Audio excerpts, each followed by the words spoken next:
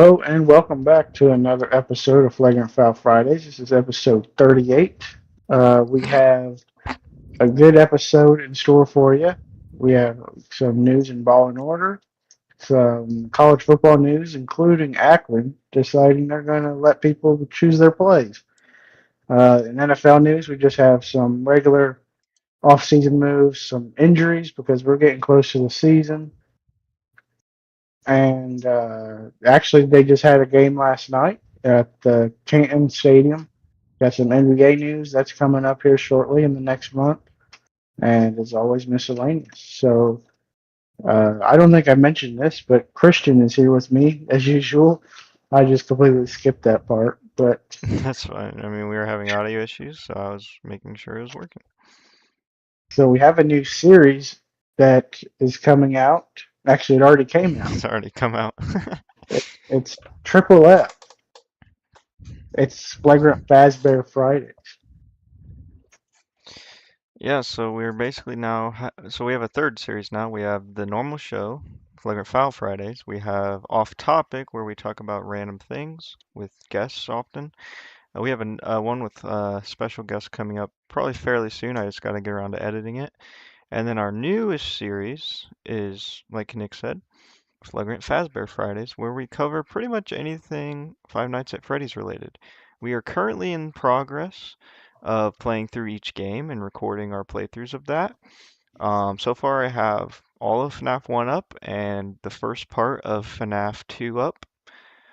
We've beaten everything through 3, so eventually we'll have those, and then we're going to be starting 4 pretty soon. Uh, Yeah, I think eventually we're gonna do like lore videos, tier lists, all sorts of things. So I don't know about you, Nick, but I've been really enjoying that series. So I hope people tune into it. I also wanted to add on to your off-topic comment. We have a couple more guests in line, so hopefully we can get those videos recorded in the next couple of weeks and get those out.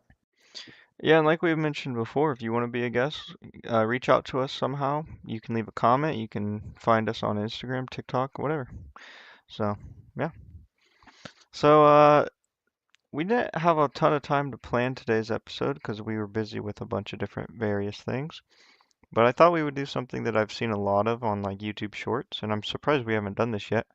We're gonna do the say something when you hear a better player than game. I don't know if it has a different name than that. It's a bit wordy, but you all probably have seen it before. If you haven't, the way it works is basically you say silent other than like maybe saying no until like a better player in your opinion is said, and then we kind of debate it. Oftentimes, you'll see people not agree. So that creates a good conversation. So we're going to do current NBA players and then current NFL players. All time is fun to do, but I feel like current is a little bit easier to debate because different time periods are really hard to debate just because of the nature and how much the game has changed and stuff. So I think we'll just do a couple rounds of each, maybe two or three. So if you want me to start? I'll name the players. Sure. All right. So we're starting with current NBA players.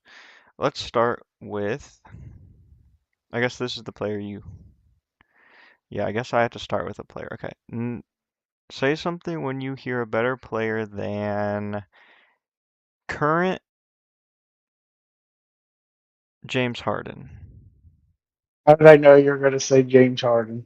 I was gonna I was say, literally thinking that. I was gonna say Steph, but I changed it. I was thinking that too, and I was like, well, that's kind of hard to do. And I was like, well, probably James Harden. Okay. First up, Ben Simmons. All right. How about Stefan Castle? All right. How about Clay Thompson? All right. How about Ja Morant? Okay. How about Tyrese Maxey? Uh, I could, I think I could say something here. Okay. I like Tyrese as a player. Plus, I feel like James Harden has kind of fallen off since he was on the Rockets. Yeah, I don't think I'm going to debate you here. I mean, I could see an argument either way. Like, James Harden always makes the playoffs, and he does probably put up more number or more points, I'm guessing. I don't know for sure. Um, but overall, Tyrese is probably better and younger. Yeah. All right, so I guess where have you do? All right. Say something when you hear a better player than Luka Doncic. Ooh, So that's an interesting one. a little bit higher skill level. Well, you know, a lot of people like to say he doesn't play defense, but I think statistically, he's actually above average on defense, and people aren't ready for that conversation. Right. So first player I'm going to name is the player you chose, James Harden.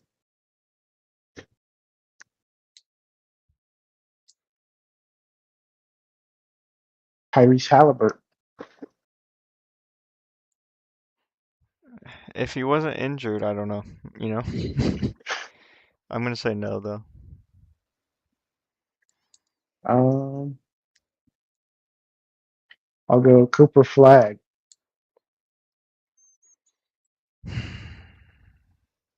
Let's stay in the West. I'll go with Jamal Murray.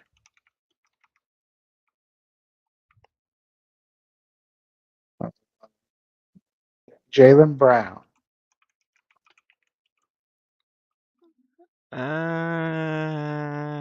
No.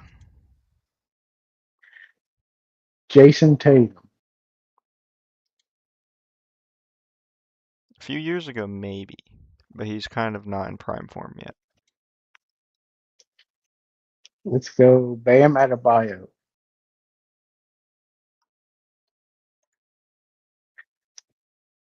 How about we'll go with Bam's teammate, Giannis Antetokounmpo. Uh, I'm gonna say no, not quite. All right. I'm going to go back to the West. I'm going to say Wemby. Yeah, I'll go Wimby. I think obviously Lucas scores more points, but Wimby, what he brings on defense is huge. That's what I was going to say. I was going to say I don't disagree with you because Luca, he's good offensively, but Wemby is, I think, top. He's like got more blocks in his career than like 90% of the NBA or something like that. Like at 90% of NBA history. Yeah, and I think if he wanted to, he could probably score 5 to 10 more points a game if he ball hogged. Yeah, and a lot of this season he was coming off the bench to help with his injuries, so Yeah. it's hard to tell. When you standardized his minutes when he wasn't getting a lot, he was actually pretty competitive points wise compared to the some of the higher scorers. I think I want to say something though. I think Giannis and Halliburton could be better than Luka this season. Coming off Even injury come and a new team could really cause both of them to reach a new peak, I feel like, but you never know. Halliburton's less likely, I will say that. going to NFL now, or we're going to do another Let's NBA? do one more NBA and then we'll do one NFL to end it. Because I don't watch as much NFL as you. And NFL is hard because of the different positions. I'd say if when we do NFL, we stick to the position Oh, just to okay. make it easier. You're gonna really test my knowledge of player names. All right. Let's go. Name a better player than LeBron James. Why not? He's a hot topic right now. Let's start off with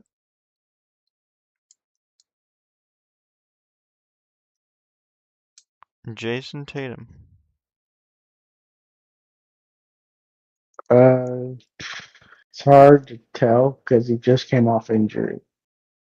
So I want to say yes, but I honestly don't really know right now. All right, how about Kyrie?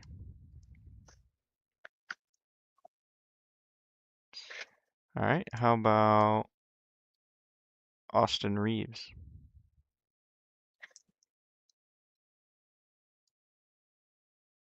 Statistically, there's an argument there, I feel like. Let's go Steph Curry. Yeah, I think Steph is better than LeBron, but um, I still think LeBron is at least a top 20 player still. Yeah, that's probably fair. All right, Uh, on to you. I'm gonna go with hmm. I almost said AJ Dybanster, but that's not really possible for you to judge that because he hasn't played a single NBA game yet. I don't think I've even watched him play a game in general, so I don't even know how to compare him. Let's go with an interesting one. Anthony Davis. Ooh, that is an interesting one. Uh, let's go with. It's hard to think of NBA players off the top of your head. He's only That played like 20 games this season, also.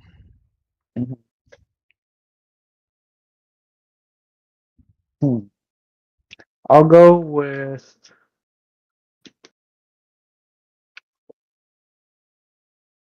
Marcus Smart. I believe he's still in the league. I don't remember what team he's on, if he is. I think Anthony Davis, even if he wasn't injured, would probably score about 20 points, 10 rebounds, and maybe 3 or 4 assists. So How about Rui Hachimura?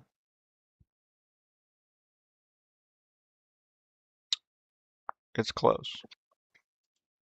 I hold Rui to a higher standard than most people would.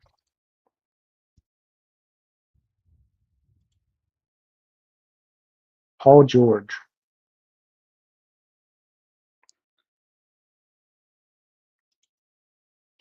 Kristaps Porzingis. That one's hard because they both are injured so often. I can't even compare how they actually are right now. Draymond Green.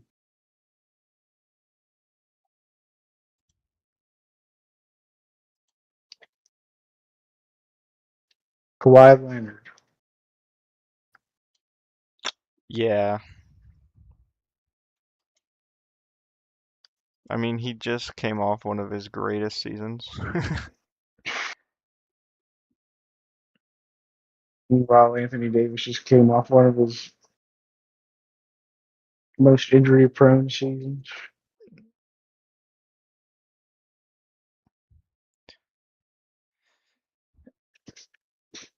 All right, on to the NFL. I'll start with quarterbacks. Name a better player than Joe Oh, you want me Burrow. to name the player? Oh, sorry. Say something when you hear a better player than Joe Burrow. We'll go Lamar Jackson. I'm on the fence, but I'm going to say no. They both have their up and down seasons, don't they? But Joe's been injured. Let's go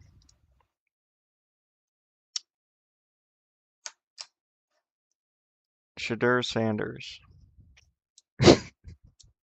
You're just gonna go through the whole division. I don't even know. I'm just naming people I can think of. uh, how about Dak Prescott? Dak is hard to say because he has a really good season, and then the next season he has an off season. He literally flip flops his season. Yeah, I saw some people are predicting Joe Burrow's gonna have a big bounce back season this year. Let's go Tua Tagovailoa. All right. Now the one I thought of first, but I didn't want to say because I figured you might say something. Matthew Stafford. Yeah, I'll have to go Matt. I mean, he just won the MVP and he's like 39 years old. Some people say he's carried by his team though, but he's clearly good either way. Yeah, he was good on the Lions. He's good now.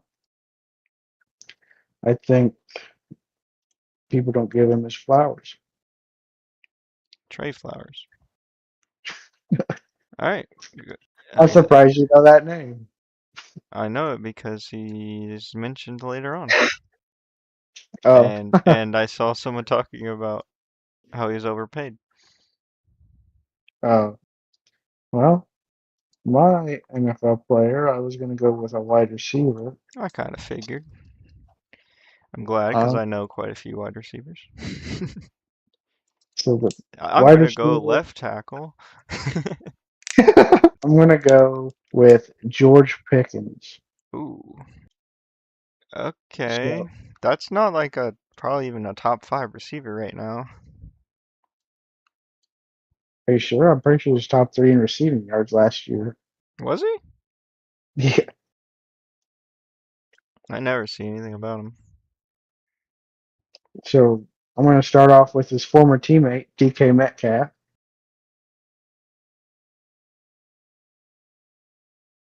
Like, I don't even think they played a snap together. I think he went to the Cowboys after DK went to the Steelers. We'll go with his current teammate. Well, you might say yes to that, so I'm not going to go with that. Um, we'll go with Cooper Cup. No. A few years ago, yeah. We'll go Marvin Harrison Jr. Hmm. I mean, if we're going off of training videos this year, I think he probably is a better receiver, but it's hard to say without him being on a good team. Because I've seen multiple clips of him just not getting thrown to because he doesn't, like the quarterback misses that he's open.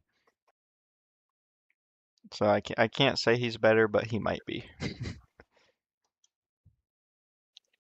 Next, I'm going to say, uh, who was I going to say? It was just in my head. Oh, Emeka Ibuka. Um,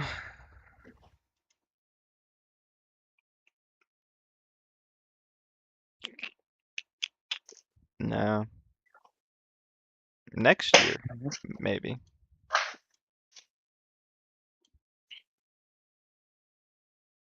I'm going to go with Ricky Pearsall. I don't even know who that is. He's on the 49ers.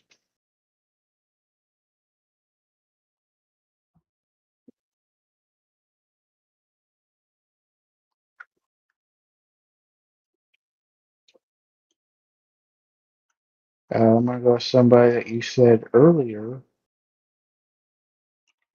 Zay Flowers. It says Zay Flowers? I thought I said Trey Flowers. Oh, well, Zay Flowers. Uh, yeah, he's better. You think Zay Flowers is better? George Pickens in 2025 had 1,400 yards, 9 touchdowns. Zay Flowers had 3,014 touchdowns. What do you mean he had 3,000? Nobody's ever had 3,000 yards in a season. That's what Google said. Maybe in his career. Let me look. Oh, I lied. 1,205 touchdowns. Never mind. He's not better. Keep going. Uh, we'll go with Malik Neighbors. Um,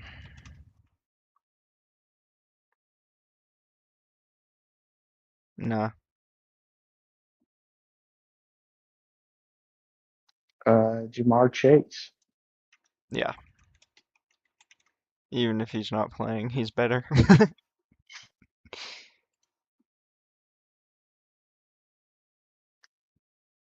Well, there you have it. That is our special segment for this week. If you guys enjoyed, give a suggestion for what you think we should do next week.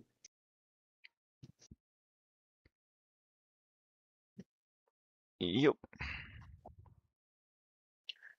So now we're going to jump into our ball and order segment. First off, we have a little bit of an update on Terry Rozier's situation. We had an update on him a couple weeks ago, but I don't remember what the update was. But this one is saying that federal prosecutors have alleged that a key defendant in the ongoing NBA gambling case has attempted to tamper with witnesses, including by posting a rat emoji on Instagram. Now, I don't know what that means, but apparently that's tampering by posting a rat emoji on Instagram. So if you ever get in a lawsuit, don't post a rat emoji on Instagram. Well, rat means like someone that snitched, right? Yeah. So maybe it's because like you're not allowed to mention anyone possibly being involved with the case, and that counts. Mhm. Yeah, I guess that makes sense. Maybe he did it on the guy that he was tampering with, like the witness he was tampering with. Yeah. Still a funny story. Anyways, anyways, the U.S. Attorney's Office said in a court filing Tuesday that De Niro Laster, which is Terry Rozier's co-defendant in the NBA players gambling case, he has repeatedly and flagrantly, like Foul flagrant foul Fridays. Fridays, violated the conditions of his release. Prosecutors asked the judge to revoke Laster's bond and hold him in custody until trial. So the prosecutors allege that Laster has attempted to contact co-defendants in the case both directly and through intermediaries, which would violate his bond. They also said that Instagram accounts associated with Laster posted rat emojis, like I said earlier, on at least two occasions, arguing with his use of the emoji and his reputation as someone who had a gun collection and who typically carried a gun, is what they said. And it was suggested an intent to intimidate witnesses. Yep. And then the spokesperson for the U.S. Attorney's Office declined to comment, but noted that a status conference in the case for all defendants is scheduled for next Tuesday. And Laster is not a well-known figure like Rozier, so prosecutors allege that he played a key role in the gambling case because Rozier informed him that he planned to leave a March 2023 game early, and prosecutors say that Laster sold the information to fellow sports bettors so they could place fraudulent bets. And Laster and Rozier allegedly agreed to a bribe of roughly $70,000 in exchange. Yeah, so I guess if we hear more about that, we'll probably keep you updated. But regardless, let's move on to the college football segment, which should start getting a lot more busy. I love that college football's almost back. A lot more USC, yeah, USC and Notre Dame will renew their rivalry with the series starting again in 2030. They'll meet week one in LA that year and play week one in South Bend the next year. Uh, they also will meet in weeks 1 through 3 of the respective season in the next two matchups. I like that US, they're bringing back the rivalry. yeah, but USC hasn't really been the team they have for a long time. Well, they were good when Caleb Williams was there. Yeah, that's true. They still didn't make it too far after that, though, really. Were they even in the playoffs? I don't even know. Uh, USC, I don't think so.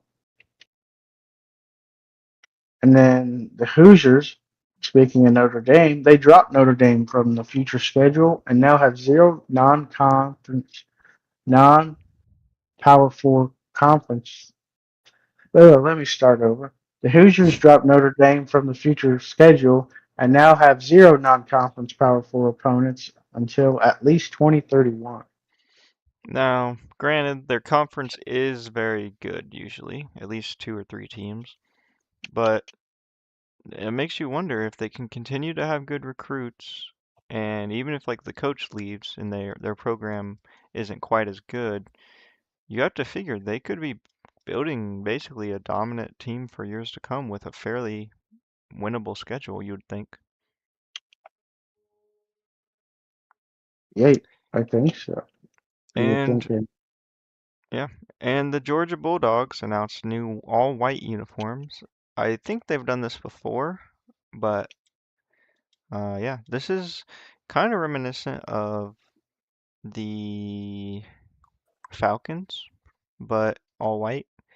I will say though, the little stripe on their pants and their head is basically just the Yemen flag sideways. So, shout out the Yemen Bulldogs. They look good though. And then Colorado State announced that they will be switching their partnership to Adidas. We're seeing that a lot actually. Hmm. So Adidas seems to be all in on football right now. The Big Ten voted this week to expand the league's football travel roster to 80 for league games. It goes up from 74. The reason is that the age-based eligibility rules as uh, have changed. There's no longer red shirts, so there's more players who will have the opportunity to play.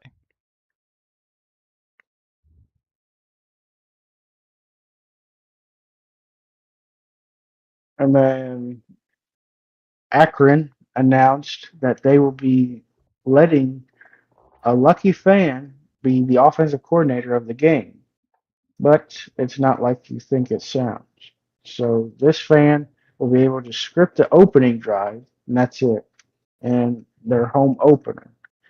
They'll have an extra chance to win with every new season ticket holder you refer.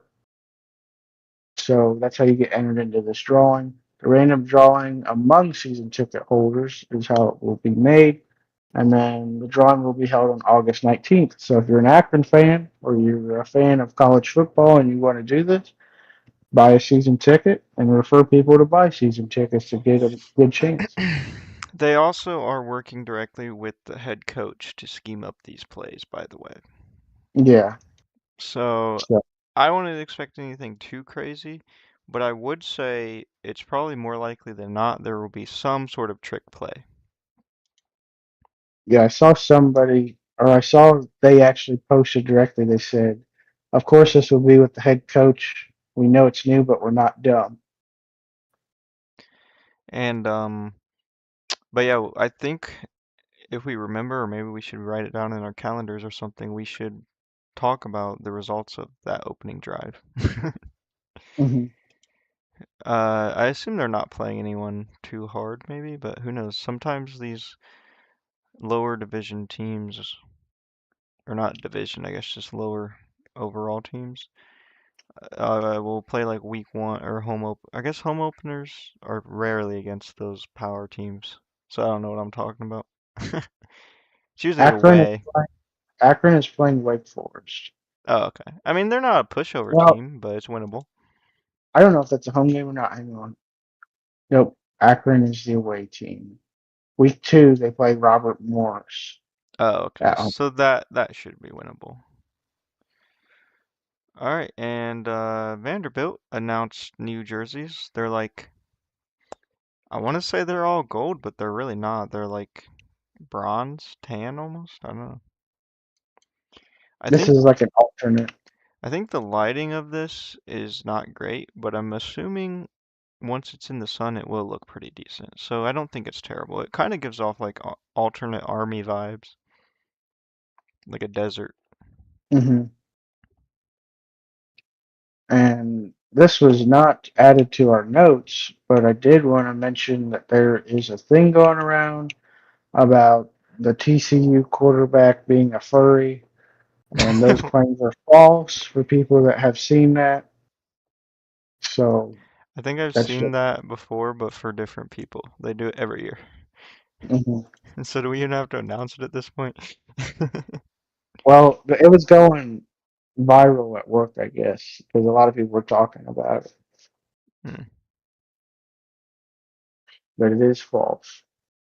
Anyways, our last bit of college football news for this week, and it should pick up in a couple weeks as week 0 is coming up. DeAndre Hopkins joins Georgia Tech staff as the assistant wide receivers coach. So that'll be a good addition for them to have an NFL wide receiver, potentially. Not all players make good coaches. Yeah. But Georgia Tech has been low-key a good team for a couple years. Hmm. They just typically take their foot off the gas around mid-season. And we'll be talking about a former Georgia Tech quarterback here soon in the NFL segment Yeah. because he was the starter for the Hall of Fame game. Yeah. So moving on to the NFL segment, we got a couple off-season moves. Like we mentioned earlier, Zay Flowers has reached an agreement with the Ravens on a 4-year, $140 million extension that includes $108 million guaranteed. Some are saying this is way too much money.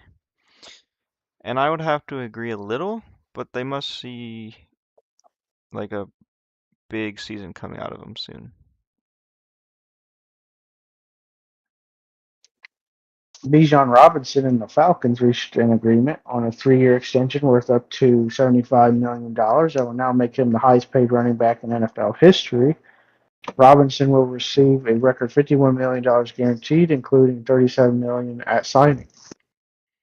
And Stephon Diggs is signing a 1-year deal worth up to $12 million with the Commanders. I did not expect him to go there. I did see a picture of him in their off-season uniform, so this is not fake news. This was uh, yesterday when it came out, or maybe it was the day before. It said he was expected to, but he already signed because there's already pictures of him in uniform. Yeah. Well, whether or not that team's actually going to be good or a playoff threat, you got to admit, it's kind of a fun roster. Hmm. I really Uh, like Jaden Daniels, but he's been injured, or he was injured last year quite a bit. yeah, I don't know if he'll be back soon or not. I haven't heard any updates. And then Jonathan Taylor and the Colts reached an agreement on a 2-year, $44 million extension worth up to $47 million that includes $39 million guaranteed. And Jahmyr Gibbs and the Lions reached an agreement on a 3-year, $67.5 million deal that could be worth up to $75.75 million, and it includes $51.5 million guaranteed, now making him the NFL's highest paid running back. Which we just said was Bijan Robinson. So that got broke quick. No, Bijan Robinson is the highest paid in NFL history. I think what this is saying is he's just the highest paid running back in the league. So I think Oh, Bijan is his combined salary through his career. oh, okay, gotcha. And then the Titans and Peter Skoronski reached an agreement on a 4-year, $100 million deal that includes $88 million guaranteed. Yeah. So if you don't know the what was it called, like the Hall of Fame game? At the NFL Hall of Fame game in Canton, Ohio. Does this count as a preseason game for them? No, So they get an extra preseason game essentially? basically. But Interesting. teams already do practices together. That's true. So the Carolina Panthers played the Arizona Cardinals. Obviously, not all the starters played, or at least for the whole game. But we got two rookie debuts at the quarterback position. For the Panthers, it was Haynes King, and he went 21 for 34 with 180 yards and two touchdowns. Pretty solid. And Carson Beck went 15 for 19 with 188 yards and one touchdown. So they both looked pretty decent. Carson Beck had a pretty nice deep ball. A lot of people were calling a hospital ball, but in my opinion, it seemed pretty well placed. It just was the defender got there quick, and it was a big hit. Uh, I'm kind of in the past been a big Carson Beck hater because he wanted to stay in college for way too long, and he's kind of goofy. Uh, And it's like with the sloth. well, yeah, and he seems creepy, like those Snapchat pictures we saw. Assuming those are real. Also, but anyways, if he wants to be really good in the NFL, I have no issue with that. So best of luck to him. See if he can keep it up. Yeah, and I also want to note about this game was Haynes King had the game-winning touchdown. They were down by like two or three, I think, and then that last drive he scored a touchdown and won the Panthers the game. Yeah, Although the one doesn't count, but still shows he's clutch. yeah. And then we'll be moving on to our injuries segment of NFL. The Bears safety, who was formerly a Seahawk, Kobe Bryant, is expected to be sidelined 8 to 10 weeks due to a hyperextended knee, bone bruise, and small fracture that he suffered at Monday's practice. No surgeries are expected to be needed. And you have to admit that's a pretty big blow after they just acquired him and they needed to beef up their defense a bit. Yeah, so former Lakers, Seahawks, and Bears player. In theory, he should be good to go by playoff time, but it's hard to know if someone coming off injury and on a new team will be at 100% capacity. Right. And the Falcons confirmed that Jalen Walker will miss the 2026 season due to a torn ACL he suffered Tuesday, which is really unfortunate. And the Bengals confirmed that your mom will miss at least 2 to 3 weeks due to an undisclosed injury. I added that this morning to see if you would catch it before you read it. And then I also purposely made sure that you would end up saying that based on who said the first picture. And it worked out. I was about to move stuff around. That is So not that's what, true, by the way. That's just a joke. yeah, it's not true. It's your grandma. And moving on to the NBA segment. The Dallas Mavericks and Najee Marshall have signed a fully guaranteed 3-year, $52.2 million contract extension. Dylan Brooks has agreed to a 3 year, $73 million contract extension with the Suns. Which, as much as I hate him, I have to admit, ever since he's gone to the Suns, he's kind of revitalized his career a bit. He's got a big payday. And Lonnie Walker IV has agreed to a 1-year, $3.3 million deal with the Denver Nuggets.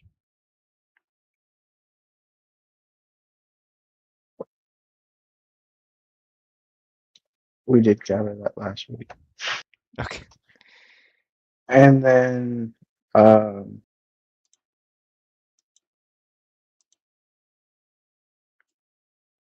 so NBA players decided they were going to open up a new facility in Los Angeles, I think, or maybe it was Vegas. But um, like 35 players who participated in All Star Weekend came up with the idea of possibly opening a players only training facility.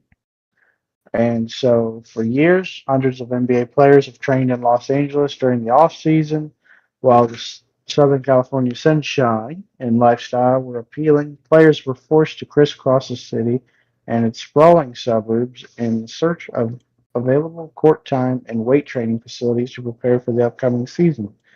The players who were accustomed to using all-in-one training centers during the season concluded that a centralized hub in Los Angeles could foster higher level scrimmages and reduce some of the logistical headaches. So basically, they just want to have like real comp. They want to be able to have their own facilities to work at, so that way they don't have to travel and try to find new facilities that if one is like full. Yep. And something that we found out, and it's kind of interesting. I don't know how common this is, but a couple G League teams are allowing for tryouts this year. So, like, if you pay, I mean, each team is a little different, but basically between $200 and $300, depending on the team, you can try out for each of these teams. The Motor City Cruise in Detroit, the Grand Rapid Gold in Denver, the Windy City Bulls in Chicago, the Texas Legends in Dallas, and the Raptor 905 in Toronto. Also, fees are non-refundable. I don't, so I don't like I said, I don't know how common this is, but it low-key seems genius. The teams get some money, they give up a little bit of their time, but it's probably during a time when they don't even really need to do practices or anything. And there's a small chance that they find a diamond in the rough that could be a really valuable player to them. Yeah, so we're gonna start a GoFundMe, and if we can get enough funds, we'll go do it. It would make for a great vlog, but they might not allow cameras. I don't know. Detroit's probably the closest, but Denver's the cheapest. So we may just have to go to Detroit and save our money in transportation.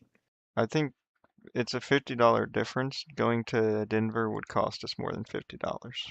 Well, we also have to pay for money to travel to Detroit. So it'll be like about $300 with gas.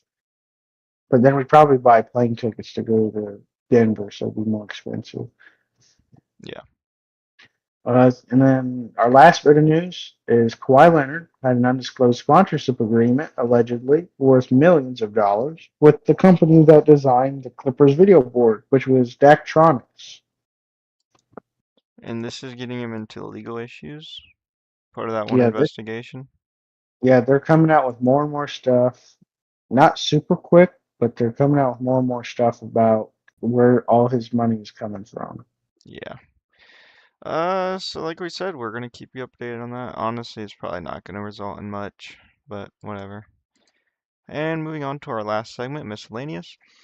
One of the biggest news that happened this week in baseball, and really in maybe sports news in general, the Dodgers have acquired two-time Cy Young winner Tarek Skubal from the Detroit Tigers. In exchange, Detroit will receive three prospects: Zahir Hope, River Ryan, and Brady Smith. And then, Honestly, this is a pretty big deal. yeah, I know your dad's a Tigers fan, so he was probably a little sad. Yeah, he said he knew it was coming though. Uh, I don't know like a lot about old school baseball history, but I'm gonna go out on a limb and say this might be objectively the greatest pitching rotation on one team in the history of baseball. Hmm. But I heard the Dodgers are not doing amazing this year. But No, they just got swept by the Cubs a I couple of ex days ago. I expect them to probably step into the high gear if they do make it to the playoffs.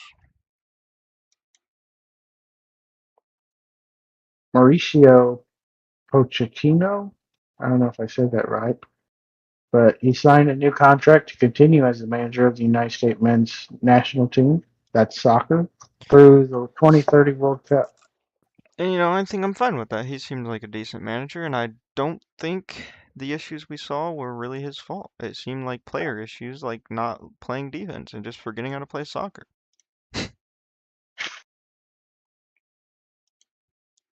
And the newest WNBA expansion team got announced. They will be called the Cleveland Sirens, and they will play at Rocket Arena in 2028.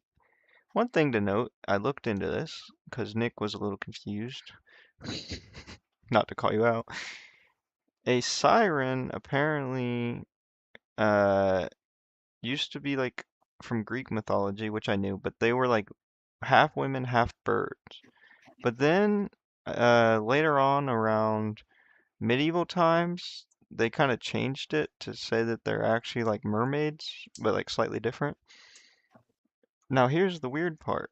Their logo is like a mermaid, but they're calling themselves the Sirens. So if we want to get really technical, their logo is inaccurate, unless we're talking about the medieval version of sirens. But to me, that feels like they just don't know about their history. And I knew that what sirens are from Greek mythology, but that was because I watched Percy Jackson. But other than that, that's the first I ever heard of.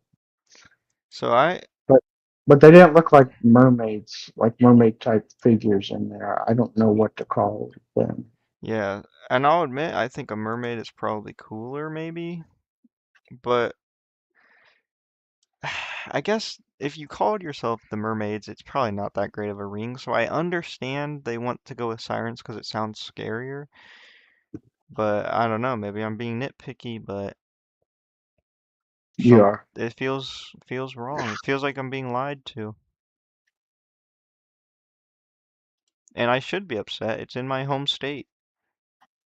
Yeah. It's in your home. No, I'm glad Uh, I don't live in Cleveland. and then we have a little update. It is football, but it's not NFL, so that's why we have it in miscellaneous. So as football practices ramp up and amid hotter than normal temperatures for much of the country, two organizations are calling for a different approach to prevent heat stroke in linemen, who make up 90% of heat stroke deaths in high school and college. So the National Athletic Trainers Association and the National Federation of State High School Associations urged coaches to adopt preventative tactics such as excluding linemen from mile runs, serial sprints, and other preseason performance testing during the first few weeks of the season. They also cautioned against using exertion drills as punishment, which were cited as a factor in 37% of football heat stroke deaths. So in the past 2 months, two 14-year-old high school linemen in Arkansas and Louisiana have been hospitalized due to a heat-related incident, according to local media reports. The average number of deaths per year has remained steady over the past few decades, despite greater awareness and other improvements. I got an idea. This isn't going to be plausible for every team, but if it's nearby to wherever they train, make them run indoors. Hmm. Because I feel like if you don't make them run, they actually might be a little bit less fit than opposing teams' linemen. Well, I know for our wrestling team, they would run in the hallways of the school, so the football team could potentially do that. Yeah, or a basketball gym if it's not being used. Yeah, if you even have a big enough gym, but you probably do have a big enough gym to run around the court, if not run across the court.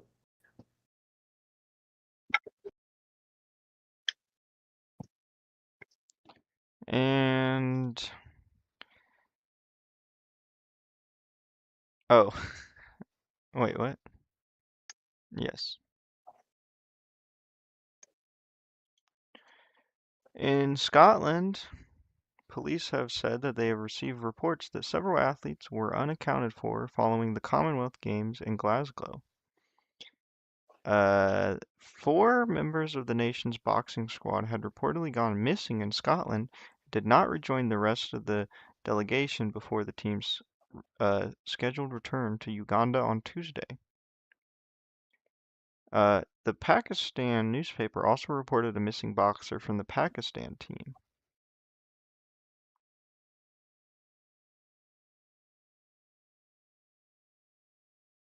And apparently, there have been numerous cases of athletes seeking asylum following previous Commonwealth Games, including the 2018 and 2014 games. So it could be related to that. And so very interesting Yeah. that people are just coming up missing. And then in other news, kind of related to the topic, but not 100%, Los Angeles, or I guess the 2028 Summer Olympics, released what their ticket prices are expected to be. And they're ranging in the thousands of dollars, making them the highest in Olympic history. So here is the list of the most expensive tickets for each event. This is the final event. So opening ceremony is 5.5 thousand. Closing ceremony is 4.9 thousand. Uh, Men's basketball is 3.3 thousand. Women's gymnastics is 2.4 thousand. Track and field is 2.4 thousand. Men's gymnastics is 2.2 thousand. Swimming is 1.8 thousand. Baseball is 1.7 thousand, and soccer is 1.3 thousand. But these are just the most expensive tickets, not like the average. Yeah, the most expensive tickets at the final event. Honestly, doesn't seem that bad. Like if soccer, the most expensive is a little over 1,000, that makes me think you might be able to get tickets less than 500, which isn't terrible.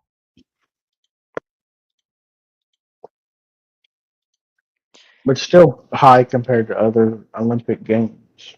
Yeah.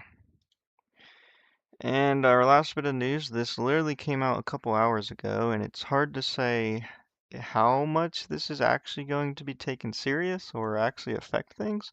But I thought it's worth mentioning because if it is legitimate, which it sounds like it is, and the WNBA doesn't find some like secret rule that straight up prevents this, then I have to announce that Enes Kanter, yeah, the NBA player, has announced he will be declaring for the 2027 WNBA draft.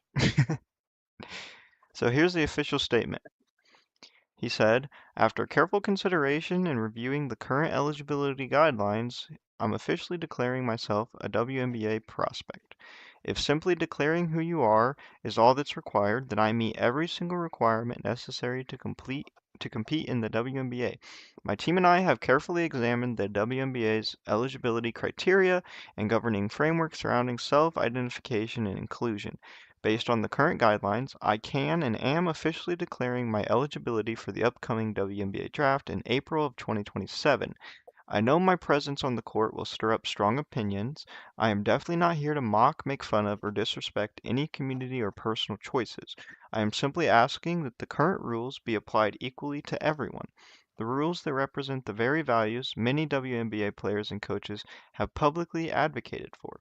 My team and I are prepared to ensure these guidelines are applied equally, consistently, and without exception, and I look forward to the WNBA honoring its stated principles. See you at training camp. So, if you don't know, there's been a lot of controversy recently within the WNBA and like allowing trans athletes and stuff in it. As far as I'm aware, there never has been a trans athlete in it, but it seems more and more likely every day. Um, we're not gonna get, There is currently a player in Europe that is trying to get WNBA draft access, I believe. yeah, but they're kind of past their prime a bit, and it's really hard to say if that's even gonna happen. Hmm. But either way, we're not gonna get too much into the ethics of that. But according to Enos and his team, they seem to have reviewed the rules, and it seems like he probably can play in theory. So I'm guessing this is an attempt at trying to see if they actually will, like he said, um, honor their own rules. And I wouldn't be surprised if we see the rules change soon. Honestly, I'd like to see it just to see if he can drop like 40 points a game. I would too. I looked it up, and his like best season ever, he was dropping almost 20, and he tends to always have about 10 rebounds a game. I imagine even though he's a little bit, not even a little, he's past his prime, let's be honest. I imagine he could probably average, depending how much he ball hogs, at least 20 points a game, probably 20 rebounds, and who knows how many assists. So, yeah, I honestly kind of hope it happens, but at the same time, I kind of don't want some of the players to be affected for something that's probably going to lead to a rule change anyways. So I don't know. We'll see. We'll keep you updated if we see anything else about it. But I thought it was worth mentioning because I was kind of shocked when I saw that. Uh, but yeah. So that's all we got for you guys today. And as always, thank you for listening. We will see you next week. And if you haven't already, check out our new series Off Topic as well as our other new series, Flagrant Fazbear Fridays.